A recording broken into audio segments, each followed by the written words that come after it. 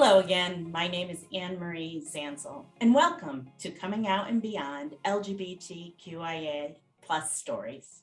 I am an ordained minister, bereavement counselor, conversationalist, spiritual wanderer, later in life lesbian, change maker, blogger, author, mom of 4 beautiful children, wife to my lovely wife, Tonda McKay, a northerner living in the South and trying to figure it all out.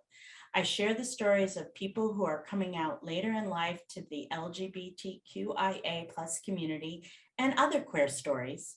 These stories are compelling, heartbreaking, joyful, and inspirational. I started this podcast because we need to normalize exploration of sexuality and gender at all ages. Plus, visibility is vital to the queer community. It's never too late to be who we are created to be. My guest proved that. My guest today is Carla Mullins. Carla Mullins is an adjunct instructor, mental health therapist, mother, wife, extreme introvert, friend of cats, lifelong Pacific Northwesterner, and an increasingly fearless lesbian poet. Oh, I'm so excited to interview you. Welcome, Carla. Thank you so much for having me. So Carla and I met in a Facebook group, and so tell me your story, Carla. Okay, I will. I'm going to start pretty far back, like in my childhood, because I think there's some important things there.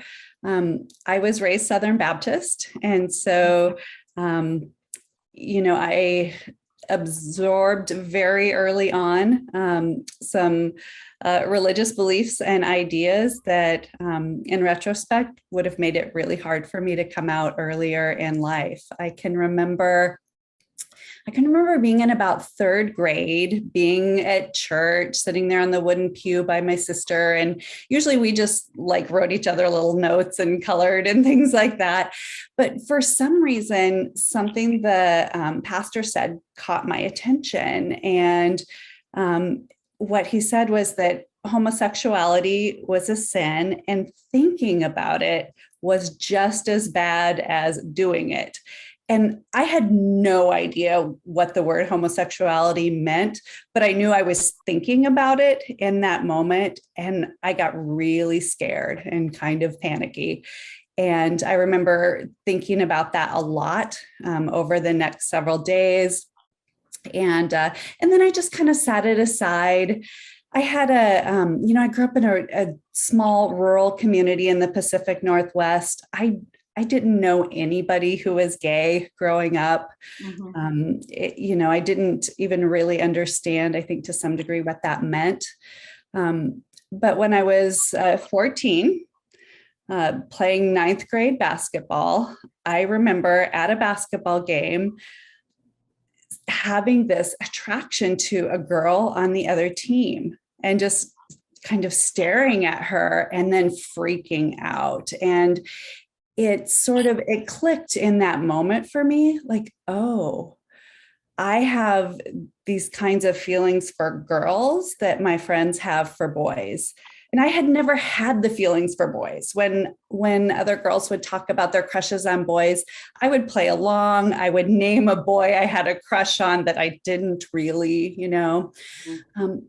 but, given my upbringing, that moment was terrifying, and I just kind of put it away.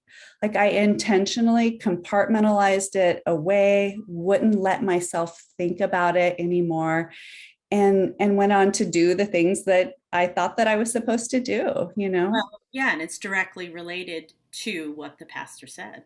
Right? Yeah, absolutely. Yeah. Even thinking about it, and you were like, oops, going to put it in the box up here in my head, right? Yeah. And so that was like a strategy that I developed really young. And, to some degree, as a coping strategy, I think it sort of saved me at the time as a child, as a young person. Later on, not so much. But it was, I think it was helpful at that time. So I did the things I thought I was supposed to do. I dated boys. I went to college. I got married at 23 years old. To someone that I had started dating at 19, and I had the life that that looked like the picture in my head of what life was supposed to look like. We had our children young. We had two sons together in our 20s. We bought a house. We worked on our careers. From the outside, it always looked kind of perfect to other people. And in a lot of ways, things were good. I felt very safe and secure. I felt like my life was progressing as it should. I could work in the field that I wanted to. I had lovely children. We took nice vacations. But I always had this sense in me that something was off. Like I was always striving, trying different things. I changed jobs a lot. I went back to school a couple times and dropped out. I struggled with relationships, like having close friendships. It was hard for me to let people know me in any fashion. And I would think sometimes about, that attraction moment and realization I had at 14. But I really thought or convinced myself that it didn't matter. Like it didn't matter that I was attracted to women. I had decided not to act on it. I was married. I had kids. This was my life and it was fine. And that was something that I told myself over and over through the years. It's fine. It's okay. Everything's as it should be. And that worked sometimes and it didn't work at other times. I struggled with depression and anxiety a lot, particularly when my kids were young. I can remember I was 27 coming up on my 28th birthday. And I was having this thought that like, by my next birthday, I need to like figure things out. And I didn't even really know what that meant at that time. I just felt like, okay, I've got another year to get it together somehow, whatever that means. And I didn't, I went on kind of living the life that I thought that I was supposed to. Our marriage was difficult at times. We struggled badly with communication. There was just a lot of ebb and flow to it. We had really different hobbies and we're pretty independent from each other. I was very job focused.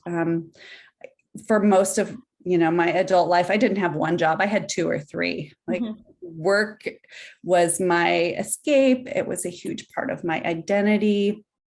And I just would put away those pieces of myself that might lead to like cracking the door on the fact that I was a lesbian. So I had always enjoyed like writing, like short stories and poetry. And I put that away. Like I didn't write. I think it felt scary. I think there was fear about what might emerge in my writing. And I struggled to, with alcoholism. I was pretty high functioning alcoholic for a long time. And life just sort of went on. In my 30s, I came into some acceptance that my drinking was really problematic and I got sober. And that was a really positive turning point for me. There are all kinds of great recovery community and I availed myself to that and, made friends and developed a support network, but I still, held that secret inside of me that I was a lesbian. I didn't talk to anybody about it. Did you, I mean, I know you realized that attraction when you were in that basketball game. Did you like think about it afterwards or was it just totally put away? Because people do put it away. Yeah, I definitely put it away as a teenager. I did think about it and increasingly in adulthood, in my 30s, I thought about it a lot.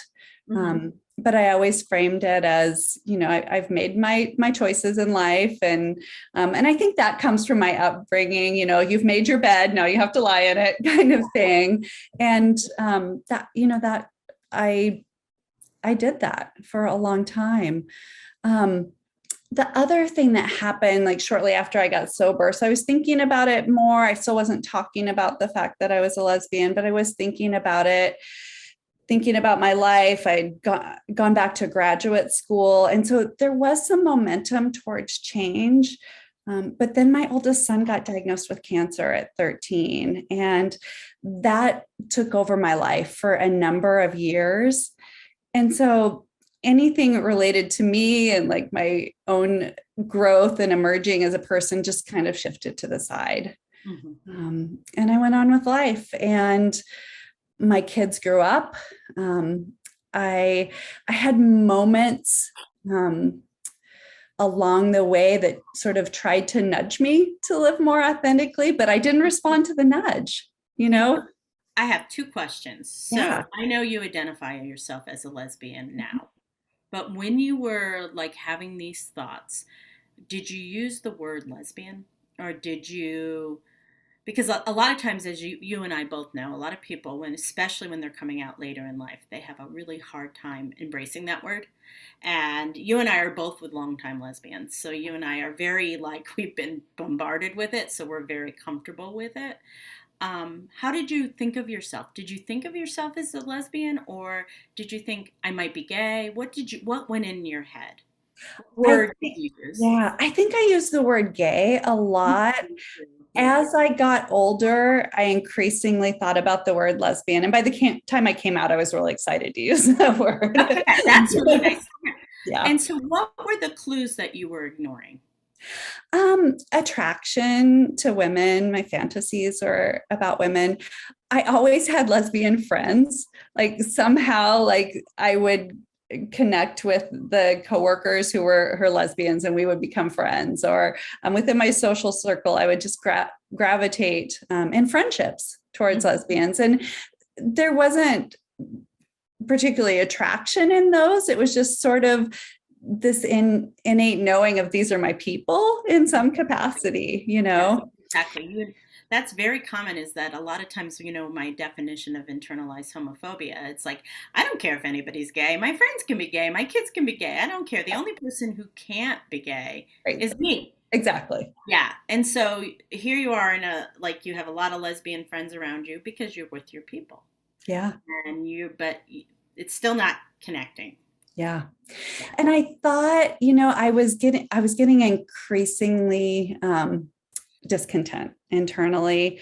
My husband and I had our separate hobbies really further and further developed. He was off hiking a lot. He was playing softball, and I had my own things. And a lot of times the household was just very quiet, and there wasn't necessarily a lot of conflict, but there wasn't a lot of depth of emotional connection either. And I think what happened for me is just that that internal voice got louder and louder. And, some of it was aging. So I remember in January, the year that I was 49 years old, I woke up one morning with just this feeling of almost panic and thinking like, okay, I'm going to be 50 later this year. It's time for me to either make the changes in my life that I need to, like live fully into myself, or I need to figure out how to put this away and not think about it anymore. And the latter wasn't possible, right? It just wasn't. And so I had a hell of a year, Anne-Marie. I began to, allow myself to think of myself more as a lesbian. I started talking to my husband of 26 years at that point about being unhappy and wanting a divorce. And that was super hard for him to hear. And I connected with a woman. Yeah. Did you disclose your sexuality to him at that point? Not at first. I was really afraid. I think a lot of women have fears when it comes to divorce, fear of anger and financial insecurity, and that it's going to be hard. And I didn't at first. I did eventually, but it took me some time. And my story is messy, as a lot of women's stories are. I'm in the process of talking to him about divorce, and he's wanting to work things out. And there was a woman who was an acquaintance. We had known each other like very peripherally for like 5 years. Our professional circles had a tiny bit of overlaps. Our friend circles had a little bit of overlap. I knew her enough to say hi. Mhm. And one day we ran into each other and just started talking. And she's a lesbian who's been out since her early 20s. And we became really fast friends. And the definitely the emotional connection was there so deeply.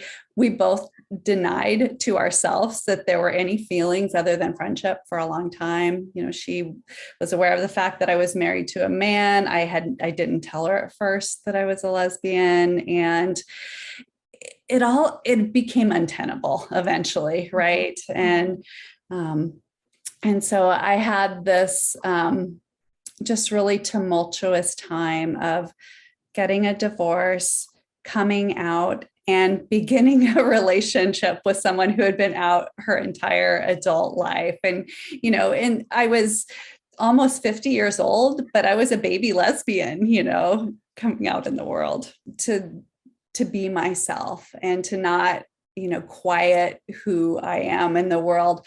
And then it gets exhausting. I think I didn't realize how many people I knew until, you run into each of them individually and have to come out over and over and over again. A lot of times, in the beginning, we're so excited about this. We do come out to everybody, and then eventually we're like, okay, I don't want to come out to Yeah. anybody anymore. And then, Yeah. right, For sure. yeah, yeah. So, And a lot of reactions were supportive and some weren't. Some friends were like, what's wrong with you? What's happening? You're like, your life was perfect. And it's like, it might have looked that way from the outside. And there were many good things about it, but I was living a life that wasn't mine. And I couldn't do that anymore. mhm. Um, there were there were friends who stepped back from me. I think it was confusing that I had never talked about it. And some folks were hurt by that. And I had to let go of any feeling of responsibility for how other people responded Mhm. to me coming out. And so not only then was I coming out, I was also in a relationship with a woman for the first time in my life, and that was a trip. It's like the trifecta of coming out, Yeah. right? It's like you realize you're gay, or you're a member of the LGBTQ family. We realize that we are getting divorced, and then we're navigating something that we've never navigated before, which is a relationship with a woman. Um, and you and I navigated a relationship with somebody who'd been out a while, which is often different than people who have to navigate a relationship with someone who's also in the process of coming out too. It's just different things that happen. Yeah. So what was that like for you? It was wonderful and so hard at the Yeah. same time. I think for both of us, we were in love and we were happy, and everything was new to me. Like, lesbian community is different, and um, I I didn't know the norms or how things worked, and the depth of emotional connection with her was both fabulous and absolutely terrifying. I one day we were sitting on the couch and we'd been talking, and all of a sudden she said, "What's wrong?" And I'm like, "I don't know." And then it's like, "Oh yeah, like I am actually having these feelings of just fear in this moment, and I'm not sure why." And that would happen often. There was just such depth of connection that I wasn't familiar with. And Well, yes, she saw you. she did. She saw me. And, And and that happened to me as well. Like my wife was holding me. Well, my now wife was holding me one night, and it was a couple, I don't know, a year or two in our relationship or something like that. And she said to me, "What's wrong?" I'm like, as someone who was like wanted to be seen yet was used to not being seen, yeah, it was really like it was very jarring to have someone see me, and then also given where I come from as a child, for someone to care. Yeah. and want to make it better. And I was like, wait a minute, I'm not used to this. Yeah. And it was really hard for both of us to sort of, like, she was so used to being in a relationship with a woman. It was the only thing she had known for, Right. she'd been out 35 years. Yeah. And so to have somebody who was brand new coming out was really, it was, she just wrote a piece about that. I don't know if you've read I it or read not. it. Yeah. Yeah. Did you give it to your wife by any I chance? did. What Yeah. did she say? I was really curious. It resonated, Yeah, it yeah, did. yeah, And I think it was the first time she'd ever been in a relationship with someone who was yeah. newly out. And so she was navigating that too. And, she was, the coming out process and the divorce at the same time is just so scary and anxiety producing. And I think her response was like, this is great. Being a lesbian is wonderful. And so it was hard sometimes that I was having just feelings that were all over the place. I think that was hard for her. We did stereotypical lesbian things like move in together right away. And we got married 5 months after my divorce was final. So we rushed in and, it's funny because sometimes when I hear people tell their coming out story and it's a little messy like mine, sometimes there's this verbalization of like, I wish circumstances had been different. I wish it wasn't so messy. I don't want to say that because I'm with my person and I have a lovely life. And I think sometimes we have to walk through really hard things to get there. And, having walked through coming out late in life and that navigating that first relationship, I think has allowed me the courage to reclaim myself in other ways, I think I always say that it's made me fearless Yeah. because I've done like the hardest thing that up to this point that I could do. And probably facing my own mortality will be the next really super, super hard thing. Or facing the death of somebody I deeply love. But it was really, really hard. But it was really like, it made me unafraid of a lot of things that I used to say, oh, I can't do that. Yeah, I'm not able to do that. And so that has been the gift of this. Mm-hmm. Yeah, I started writing again and I started writing poetry exclusively. And did things that I never would have done in the past, like submit poetry for publication. And I got a poem accepted right away by a journal. I was like, whoa, and allowed that part of me to really flourish, talk to people about it, which I'd never done before. And I ended up applying to a 1-year intensive creative writing program at a university that, is like competitive entry. You have to like submit poetry and they take a very small number of people. And I got in and I'm in that now. And I'm like this journey of embracing the creative side of myself. And I feel like that it's a part of my ongoing healing because I think one of the things that I have struggled with is some lingering or sometimes reemerging feelings of like, oh shit, I spent most of my life in the closet. And there was a cost to that for me. There was a cost in that to my ex-husband, Mm-hmm. They're my kids were young adults when we divorced, but there was a cost to them too. It changed kind of some perspectives and they had a lot of questions about, their experience and ideas about how things were during their growing up. And there were hard conversations and, I am so happy with where my life is today, but there is absolutely a cost to staying in the closet for so long. And I have the opportunity sometimes to talk with other women who are considering coming out. And I just want to say, just don't wait, don't wait.